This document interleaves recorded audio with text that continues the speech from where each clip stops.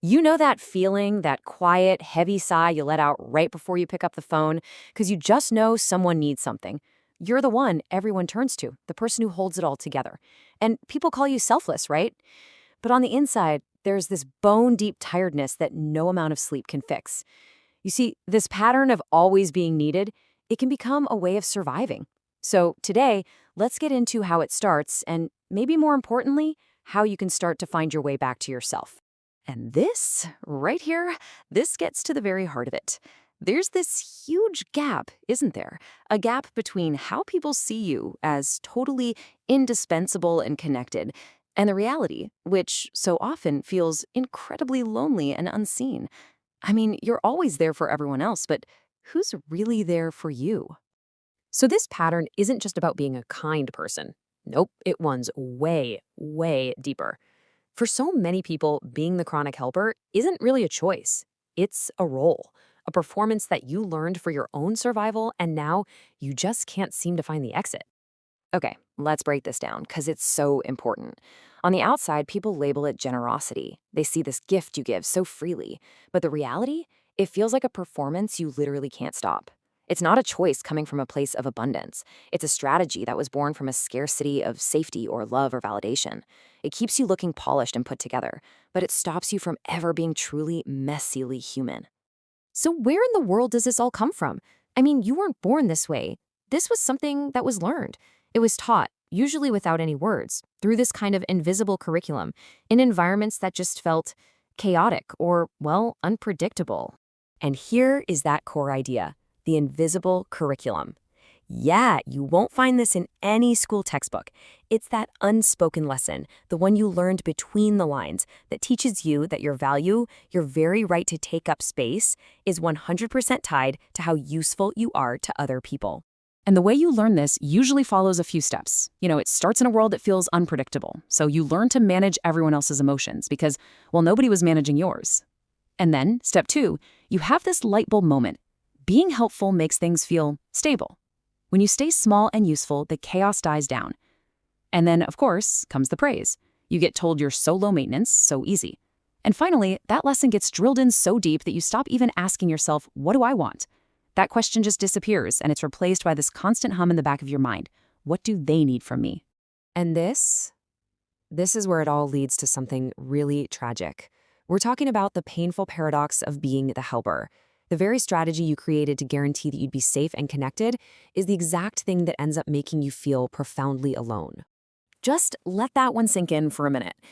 All of that effort, all of that work you do to be indispensable, to be the strong one, it actually builds walls, not bridges. It makes sure you're needed, for sure, but it prevents you from ever being truly known. So what does that prison actually look like day to day? Well, it looks like people rarely calling just to see how you are. It's your I'm fine being believed every single time, no questions asked. Why? Because you've become an absolute expert at making your own struggles seem small. And that mask of competence you wear, it used to feel like armor, but now it just feels like a cage. But eventually, something starts to crack, right? A feeling starts to bubble up, and it's one we're all taught to think is ugly or bad: resentment. But here's a thought. What if we've got it all wrong? What if resentment isn't the problem?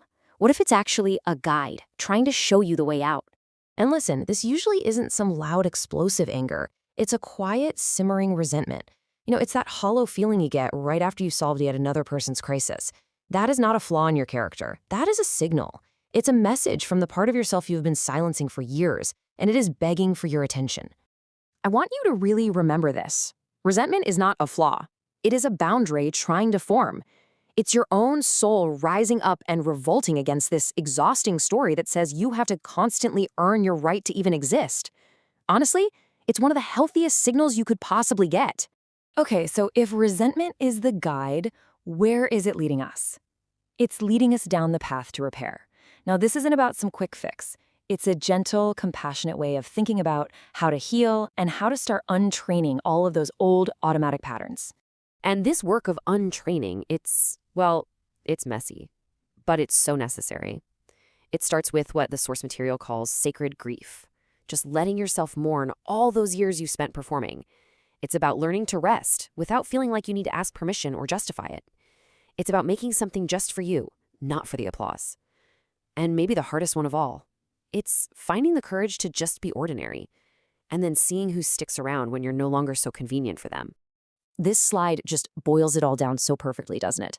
The whole journey is about shifting away from a life that's based on a transaction, where your value is your usefulness, and moving toward a new goal, where your value is simply in your presence.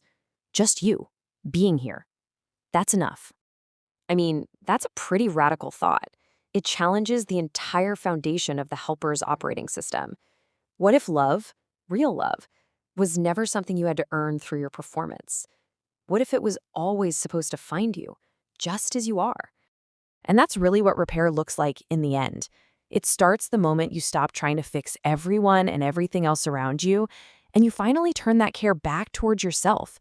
It's about allowing yourself to be held, to be supported, even if the very first person to do that holding has to be you. So I'm going to leave you with this one question to just sit with.